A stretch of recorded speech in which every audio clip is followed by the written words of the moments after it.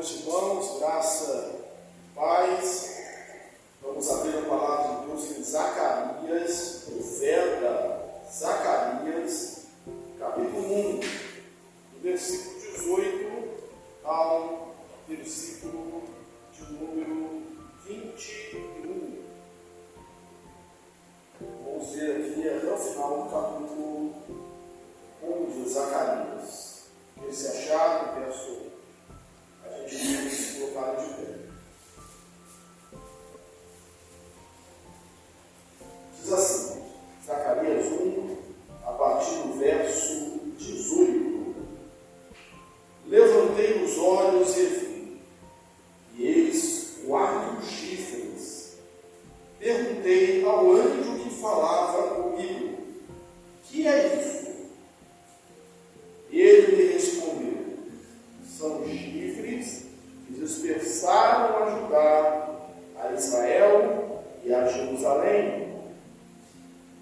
O Senhor me mostrou 4 ferreiros. Então perguntei: que vem fazer estes? Ele respondeu: aqueles são os chifres que dispersaram a Judá, de maneira que ninguém pôde levantar a cabeça. E os ferreiros, pois, vieram para os amedrontar, para derribar os chifres das nações que levantaram o seu poder contra a terra de Judá para a esmagar. Bem, são vários. Nós estamos estudando o livro do profeta Zacarias, já fizemos a introdução e assim nos contextualizamos. Zacarias é um profeta pós-exílio. Zacarias veio aquela leva de judeus que voltaram para Israel, inclusive essa biografia citada lá no livro de Neemias. Zacarias era filho, neto de sacerdote. Logo na introdução a gente viu que Zacarias era filho de Berequias, filho de Ido, da linhagem sacerdotal. Zacarias era contemporâneo do profeta Ageu. A época era a época de reconstrução do templo. Zacarias foi chamado. Zacarias foi chamado ao ministério profético e exortou o povo primeiramente ao arrependimento.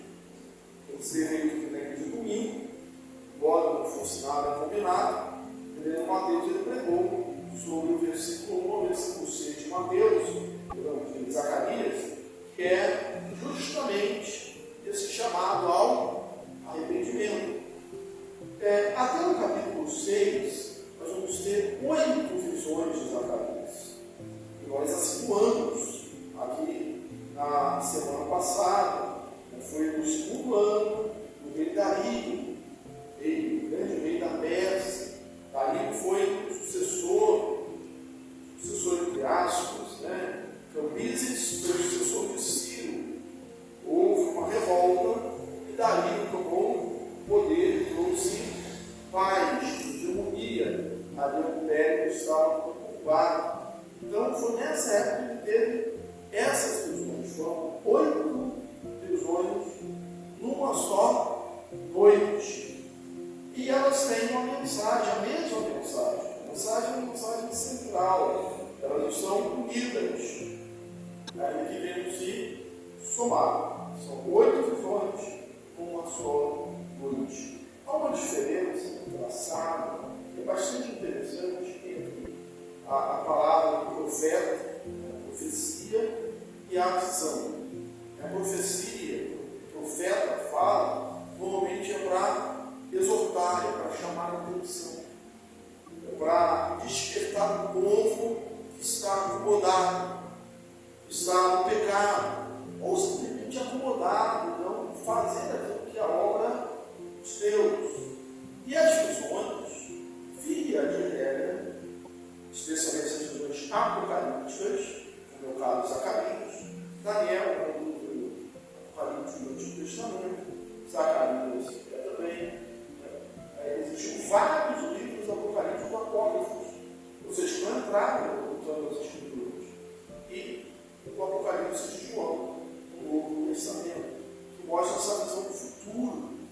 sempre com uma palavra de esperança.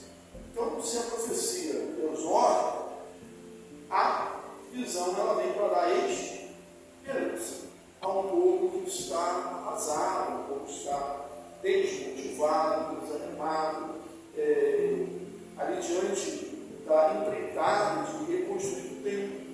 A gente viu várias vezes a Neemias, na época posterior, que aqueles que viviam em Jerusalém estavam em grande desprezo e miséria. Então a situação é complicada, é bom de ter esse ânimo de Deus. A primeira visão foi a visão do cavaleiro vermelho, dos 4 cavaleiros. Nós destacamos ali a soberania de Deus, a onisciência de Deus. Deus é o Deus que varre, que vasculha, que perscruta toda a terra. Não se esqueça, Ele não é pego de surpresa, Ele não está desavisado, Ele não está desinformado, e Ele é a figura dos anjos, como o início dos filhos.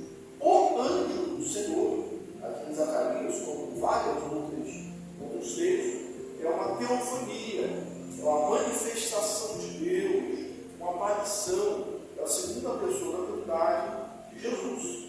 Inclusive, em todas as visões, são na quarta visão, há um padrão delas. Jeremias e Zacarias têm uma visão e ele pergunta o que é isso. Não que ele não soubesse o que é isso, ele sabia que era um cavalo, um vermelho, pálidos, brancos, amarelos, ele sabia. Ele sabia o que eram os chifres. Ele queria saber a interpretação, o significado. E aí, em todas as visões, exceto na quarta, tem esse anjo que a gente pode chamar de um anjo intérprete, que é a figura também do mediador, do intercessor, que aqui no capítulo 1, na primeira visão, intercede pelo povo. No final da primeira visão, a gente vê um tempo que ainda haveria um tempo de prosperidade. Deus abençoaria isso. Aí ele chega na segunda visão. Ele vê, o texto diz: levantei os olhos e vi 4 chifres. E aí ele pergunta ao anjo, depois desses 4 chifres, surgem 4 ferreiros. O que significa isso? O que é isso? Com relação aos ferreiros, ele pergunta: o que vem fazer isso? Bem, chifre, na literatura bíblica, na literatura antiga, de uma maneira geral, o povo de Israel, como povo pastoril, povo de rebanho, sabia, identificava muito bem isso, que o chifre era símbolo de poder, que era usado para defesa e também para o ataque, para a agressão. Era perigoso o animal, o chifre do meio do rebanho. O chifre era sinônimo de poder. Isso aqui é condenado no livro de Apocalipse. Na numerologia bíblica, 4, como o número 7 também, é um número de completude, um número de perfeição. São mais de completude, porque a gente tem os 4, eu ia falar de 4 cantos da Terra. Aí alguém vai dizer: então a Bíblia falando que a Terra é quadrada. Não. São os 4 pontos cardeais. Significa todos os lados. Mas o que vem a ser esses chifres? Quando o anjo intérprete ele fala que são esses chifres, na verdade ele interpreta a profecia. Então o texto, embora seja em uma linguagem simbólica, não é um texto de difícil compreensão, a menos que a gente comece a lê-lo daquela maneira que alguns gostam de ler a Bíblia, interno, isso, assim, pegando esses detalhes, cada pedacinho do texto. Então, tem uma mensagem central, tem uma mensagem ali que é a essência. consegue perceber de maneira muito clara. Nesse ponto aqui de estudar o texto, é interessante saber o seu contexto histórico. Alguns vão falar assim, isso é palha. No contexto histórico não é palha, no sentido que você vai soprar e jogar fora. Ele é importante para que você entenda a mensagem que vai edificar a sua vida e não comece a ter interpretações erradas que vão te levar por ele, fazer perder aqui o sentido do texto. Bem, então está claro que chifre simboliza, significa, representa poder. Ora, Zacarias, como Ageu, seu contemporâneo, eles estão vindo de onde? Eles estão vindo da Babilônia, da Pérsia, que havia tomado, vencido de Babilônia. Eles estão voltando para a sua terra, depois de um período de exílio, cativeiro, deportação. Esses 4 chifres, segundo a maioria dos adeptos, vão significar esses poderes que se levantaram contra Israel. E aí, o 4 que eu falei que era o símbolo de plenitude, de completude do argumento, os 4 pontos cardeais, era como você dissesse assim, para todo o lado que eu olho, norte, sul, leste, oeste, para onde eu levanto os meus olhos, eu vejo inimigos. Inimigos o quê? Que o chifre simboliza? Poder. Inimigos poderosos. Inimigos que são fortes. E poderíamos dizer, mais fortes do que eu. Poderia dizer, mais fortes do que nós. É no livro do profeta Zacarias que nós temos um versículo muito citado, que talvez você nem soubesse que estava em Zacarias, mas você já citou várias vezes. É esse versículo aqui. Não é com força, nem com violência, mas pelo meu Espírito, diz o Senhor. Não seria por força, não por força humana, não seria por uma rebelião e um ajuntamento de gente, não seria por uma investida humana, mas seria por uma intervenção divina. Como a volta dele do cativeiro foi. Não foi por ação do homem. Foi um Israel que se armou e se fortaleceu e venceu os babilônios. Deus interveio. Deus agiu. Deus mandou o libertador. Foi por uma ação externa. Não é por força, não é por violência, mas pelo meu Espírito, diz o Senhor. Quer dizer, toda vez que cita esse texto, você tem a sua conversão. É realmente a conversão com o Espírito. Pelo esse contexto aqui, é um contexto de reestruturação da ação de Deus. Tinha um caráter político, bélico mesmo, aqui envolvido. Todo bom exegeta, todo bom pregador, ele coloca um contexto histórico. Inclusive o Mateus, ele fez isso aqui quando pregou. Lembrou os detalhes. Quais são os detalhes? Em 722, Israel foi levado para o cativeiro assírio. O poder que se levantou foi o poder da Síria. Eu normalmente digo, não foi porque a Síria era muito poderosa, é porque Israel usava com desobediência para falar para tudo. Porque essa mesma Síria poderosa, quando ele vai em Jerusalém, o rei, o profeta, era exclamado, numa noite, ele mandou um anjo, a cidade estava sitiada e matou-se. Naquela noite, o anjo matou 185.000 soldados assírios.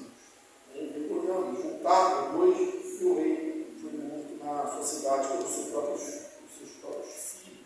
Então, o problema do povo de Deus nunca foi a força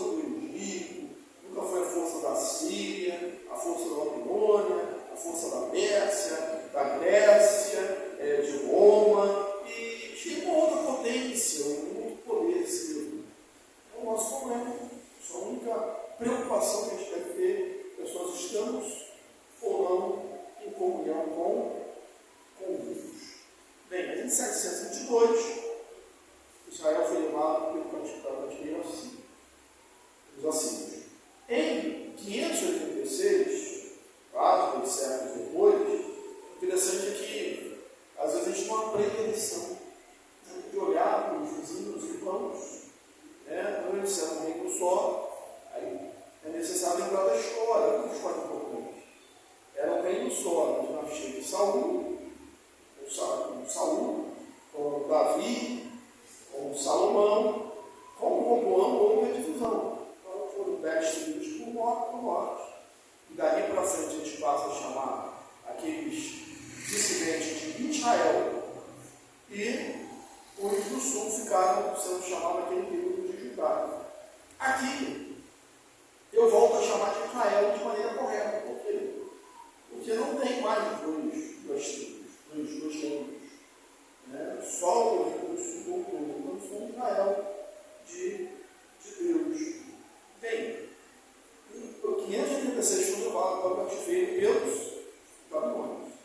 Aí, de forma ampla, os intérpretes dizem, olha, esses 4 chifres são os 4 poderes, né, as 4 forças mundiais que dispersaram ou oprimiram Israel. É saber, os assírios, os caldeus, os babilônios, Grécia e Roma. Aí você vai se levantar e dizer assim, mas não tinha esses 2 últimos poderes, essas 2 últimas potências, quando Zacarias profetizou? Não tinha. Inclusive, por conta disso, na introdução nós falamos sobre esse assunto, alguns defendem que existem 2 ou 3 Zacarias, né, que foi um período de estudo. Não, mas isso não se comprova, isso não se sustenta. Zacarias era profeta. Ele estava falando com esse caráter, essa força de profeta. Então, são os 4 impérios mundiais. Há outros, né, e essa é uma declaração aqui de Charles Fender, que entendem, como nós estudamos Elias, entendem que esses 4 poderes, norte, sul, leste, oeste, os 4 campos, seriam os inimigos que, de toda parte, vieram atacar Israel, tentando impedir a construção do templo. E lembre-se, ela foi embargada. Né? Ciro tomou conhecimento, Campises foi embargou a obra do templo. Né? Estava parada, a construção da cidade, o templo, as muralhas, né? Uma vez. Quando Elias veio, né, uma outra leva, depois do céu, os inimigos ameaçavam. O rei vai saber disso. Você quer ser o rei deles. Né? Ameaçando um novo embargo. Né? Gesem, Palmita, Sambalá, Elias, ameaçando Israel. E alguns entendem que, ao invés de estar se tratando de contexto humano, esses poderes, né? A Síria,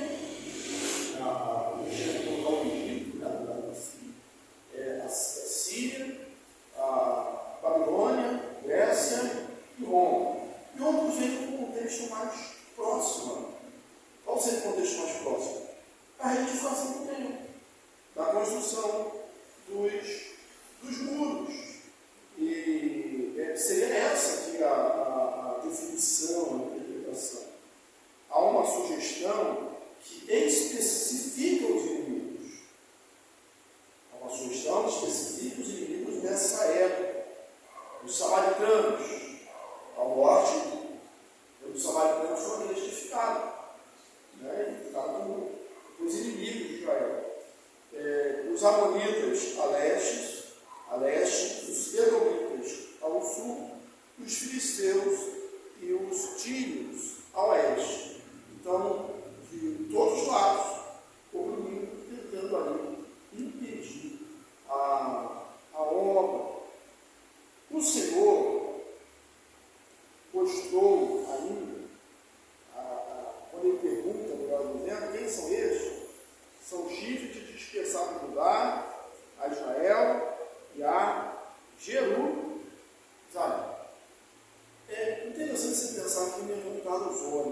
fala isso logo no começo, e depois, aqui no versículo 2, fala que esses chifres seriam arrebentados, dispersos, destruídos, e ninguém poderia levantar a cabeça. Se você pegar assim, a história, tem um obelisco, né, bíblico, né, mostrando essa realidade aí do rei de Israel, assim, ajoelhado, com a cara no chão, né, um monumento babilônico, diante do rei, assim, quase assim, dos pés do rei. Era a posição de uns subjugados, dos vencidos. Então não podiam levantar os olhos, não podiam levantar a cabeça. Mas então o que fazer com esses chifres? O que fazer com esses poderes que se levantam e são mais fortes? O Israel, o judeu, ele não conseguia entender. Semana domingo nós falamos sobre disciplina, uma das 3 marcas da verdadeira igreja. Você lembra que elas são a administração da palavra, a administração dos sacramentos, o exercício, o fiel exercício da disciplina. E a disciplina é uma marca, não é do ódio, é do rancor de Deus, mas é uma restrição do amor de Deus. Deus disciplina a todos quanto amam, como o pai e o filho a quem quer tanto. Só que os judeus eles não conseguiam entender isso. Deus poderia usar o povo pagão para punir o seu povo. Lá em Habacuque, se não me engano, Habacuque, versículo 13, o profeta tem esse sentimento. Habacuque ele orou, ele foi na torre de vigia, ele clamou a Deus, pedindo que Deus interviesse, que Deus agisse. Aí Deus responde, aí ele deve ter assim, poxa, melhor nem responder. Para responder assim, que Deus mandaria os caldeus, os babilônicos, para punir o povo. E aí ele pergunta, questão puro, questão bom de olhos, que não pode ver o mal. Como que o justo pode ser punido por quem é mais injusto do que ele? Beleza, nós somos portadores de Deus, mas o pior ainda para punir é a vara de Deus. Agora, quando os chifres, a gente viu isso no início do capítulo 1, que Deus estava um pouco indignado com Israel, mas Deus foi muito indignado com os povos que afligiram Israel, porque eles excederam na medida do castigo. Eles foram além daquilo que Deus queria. E toda vez que o poder, assim, um chifre, ele se exalta, ele faz barulho demais, ele parece que está fora de controle, ele está desgovernado, Deus tem sempre os seus ferreiros. Deus sabe como destruir. Deus sabe como fazer parar o opressor, o inimigo. Para a gente contextualizar aqui para a igreja, houve épocas, e até épocas na história da igreja, que povos, inimigos, perseguiam a Deus. Mas de um caráter mais específico para o crente, a gente sempre lembra o que Paulo diz lá contra a fé, que a nossa guerra não é contra carne ou sangue. A gente canta, que a nossa guerra não é contra homem algum, não é contra carne ou sangue, mas contra os poderes, os principados, contra as forças dominadoras deste mundo, que atuam nas regiões espirituais. Então, Deus ele sabe como fazer parar. Deus tem os seus ferreiros. E ele pergunta: o que esses vêm fazer? Eles vêm cortar, arrebentar os chifres. Eu sei que quando eu vi a primeira vez no texto, eles têm essa ideia do chifre de ferro, essa impressão que se passa. A gente, como a gente não tem hoje a profissão de ferreiro, o que vem a primeira pela minha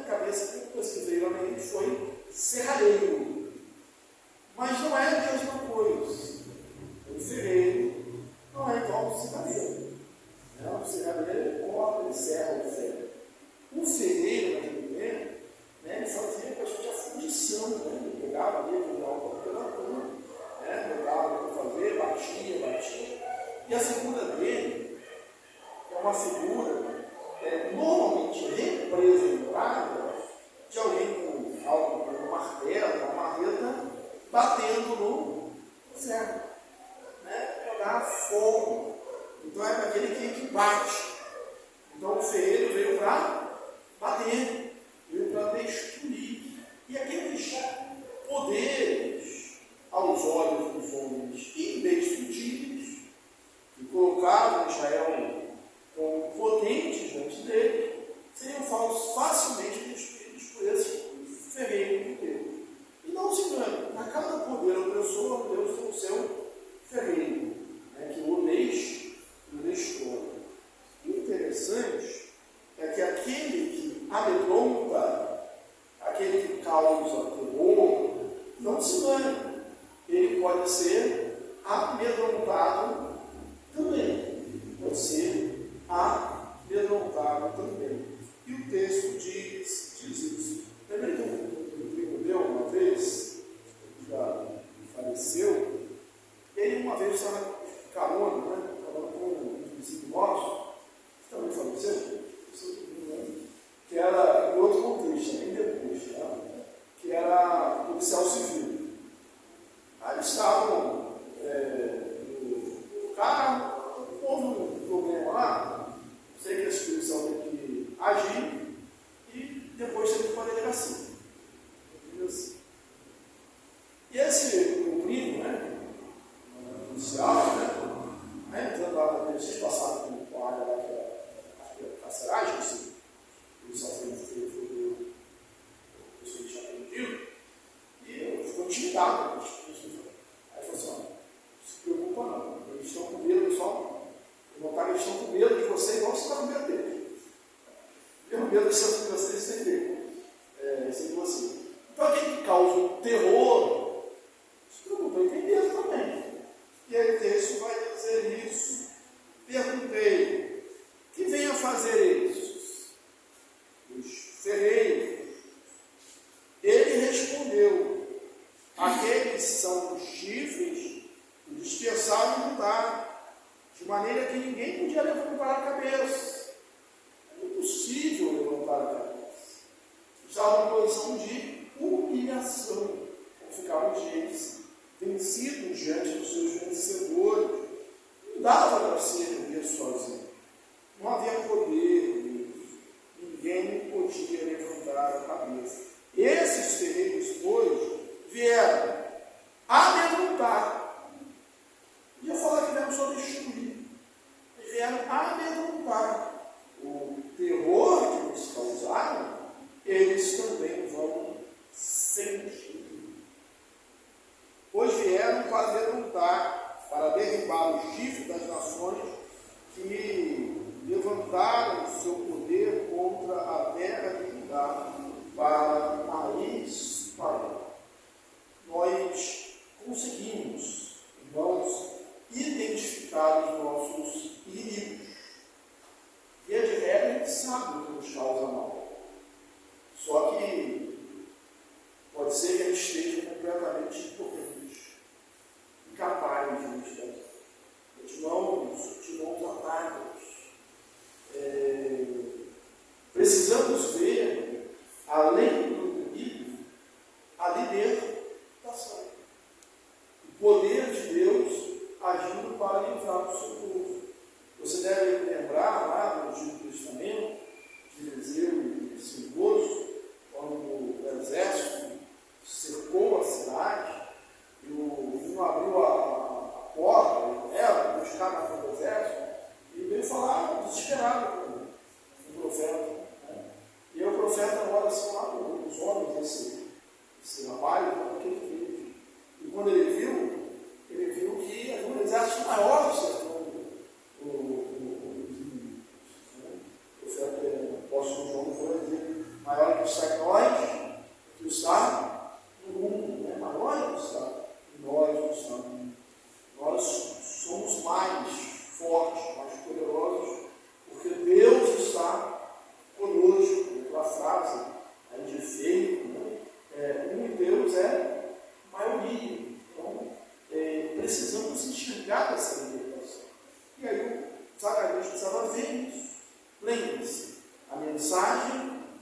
visão apocalíptica é uma visão para dar consolo, conforto, esperança. O que o povo, na época de Zacarias, estava vendo? Nós estamos aqui, podemos parafrasear lá Neemias, Anani, que veio falar com ele, por exemplo, lá, o povo está em grande miséria e desprezo, grande miséria. Então, voltar na situação. E talvez estivesse enxergando bem os chifres, o poder do inimigo. Quer sejam aqueles que são ali contemporâneos, os samaritanos, os edomitas, os filisteus, os amonitas, ou então tinham um caráter mais amplo, como os assírios, os babilônios, os gregos, os romanos. Eles são os oprimidos. Mas Deus pode dar um livramento. A poder. Pensar que o Egito, por exemplo, é impossível que ele não se liberte. Mas Deus levantou Moisés, que não foi com armas, não foi com espada, foi com cajado. Foi e libertou o povo com intervenção divina. É impossível aos olhos humanos, mas Deus faz o impossível. Ali está dizendo para que os poderes opressores existem. E a gente precisa lembrar disso. Alguns o crente quer viver no mundo da lua, e pensar que o mundo existe. Tanto é que você lembra da oração do Jabes? Lembra do Jabes? Jabes, o nome dele significa dores, um homem que carregava um estigma de maldição, mas há a descrição da genealogia e para falar de Jabes, algo assim inédito de uma linhagem genealógica. E diz: esse Jabes ele foi mais nobre que os seus irmãos, que ele orou, ele disse: Senhor, me abençoe, Senhor, faça prosperar, Senhor, estenda as minhas tendas. E aí, no finalzinho da oração dele, ele assim: me livre do mal. O mal existe. Jesus ensinou a orar assim. A oração mais famosa que a gente tem, que é a oração dominical, a oração do Senhor, como ele termina? Livra-nos do mal. Eu lembro de um colega, eu sou desse colega, que ele foi quando era criança, um pastor, aí ele falava no seminário que ele, quando era criança, ele assim, a coisa que ele tinha mais medo, tem seguido do macumba, do bicho-papão, a coisa que ele tinha mais medo era do Malamém. O Malamém era assim, terrível para ele. Aí, mas por que? Por que você assiste Malamém que a gente ouviu falar? Eu falo até todo. Velho saco, não sei o quê, mas do Malamém eu nunca ouvi. Aí não, minha avó morava, eu falo assim: livra-nos do Malamém. Eu estava esperando que era esse tal de Malamém, livra-nos do mal, amém. Vamos ver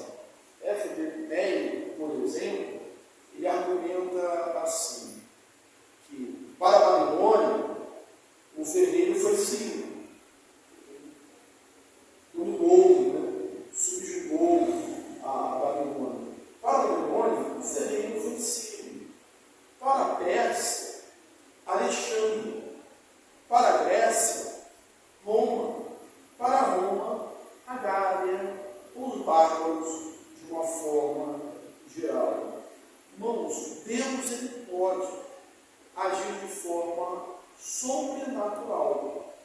Pode. Ele podia simplesmente fazer cair um raio ali em cima do Império Babilônico e libertar o seu povo. Deus podia fazer um raio cair e libertar o povo do Egito. Mas, via de regra, Deus usa homens, seres humanos, como instrumentos seus. E às vezes potências. E às vezes povos. Foi o que aconteceu. Talvez um judeu, na época, já esperando assim, Deus age, nos livra aqui da Babilônia, levando a mensagem jurídica, nessa época da jurídica, mas ele tem os seus próprios meios. Talvez ele jamais imaginasse que a libertação dele seria assim, seria um acontecimento, uma mudança do cenário político, de uma potência que cai e se levanta outra potência, que foi a Pérsia. E aí Ciro, ele mudou completamente a política. Deus o chama de meu pastor. Porque se a política da Babilônia era dispersar o povo, Ciro ele permite que esses povos eles voltem às suas terras. Então não foi uma revolução, não foi um abaixo-assinado, não foi todo mundo saiu fugindo. Não, o imperador autorizou. Nós que estudamos aqui Neemias, vimos que Neemias orou, inclusive conseguiu financiamento do império para a reconstrução dos muros. Então Deus tem os seus próprios meios. Deus tem os seus próprios meios.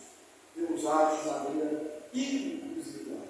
Eu, minha mente, embora não tenha aqui dentro desse estudo aqui, mas se aplica a essa expressão que Deus usa os seus próprios meios, a sua própria forma de agir. Certa vez eu preguei, uma das vezes que eu disse nesse texto, sobre Jesus acalmando a tempestade.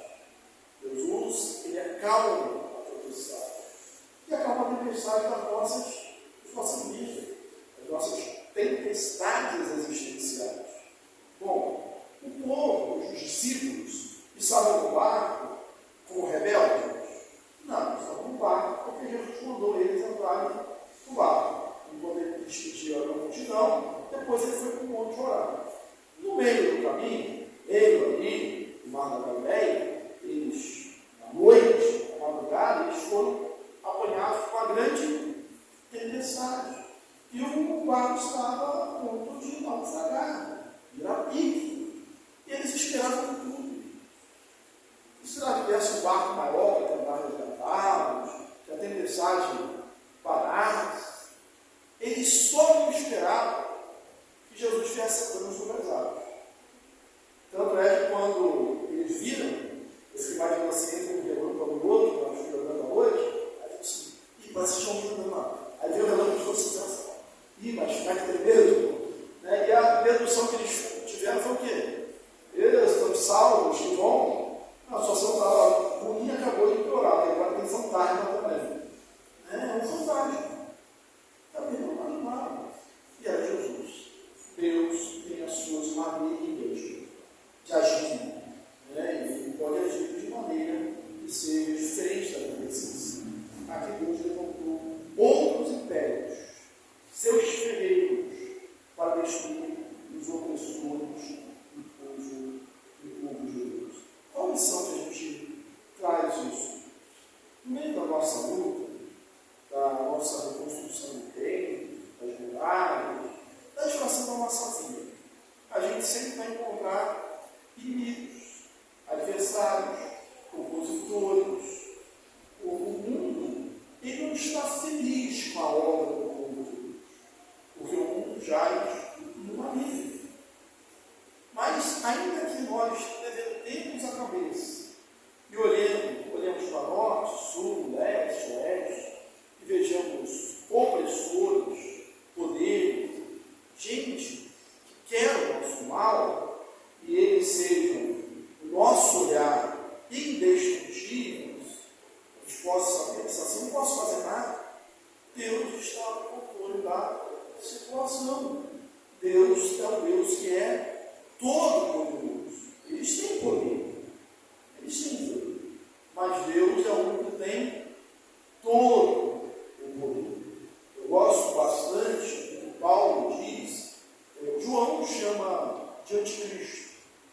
Paulo chama de um homem da iniquidade. E ele diz que Jesus, quando se levantasse, ele com o sopro da sua boca destruiria o homem da iniquidade. Então aquilo que, sem lei, aquilo que era destrutir o povo de Deus, uma ameaça que eles não conseguiam resistir, Jesus destrói sem esforço. Ele usa o braço, ele não precisa lutar, ele destrói apenas com o sopro da sua boca. Então essa é a lição para nós. Quando você levantar os olhos e olhar norte, sul, leste, oeste, para onde você vê virado, tem inimigo, tem dificuldade, lembre-se, para cada um com dificuldade, para cada um chifre, Deus levanta um ferrinho, que às vezes eu nem sei quem é, nem sei como é, mas Deus está agindo para o bem e para o consolo do seu povo. Creia nisso. Se Deus é por nós, quem será contra nós, diz o apóstolo Paulo.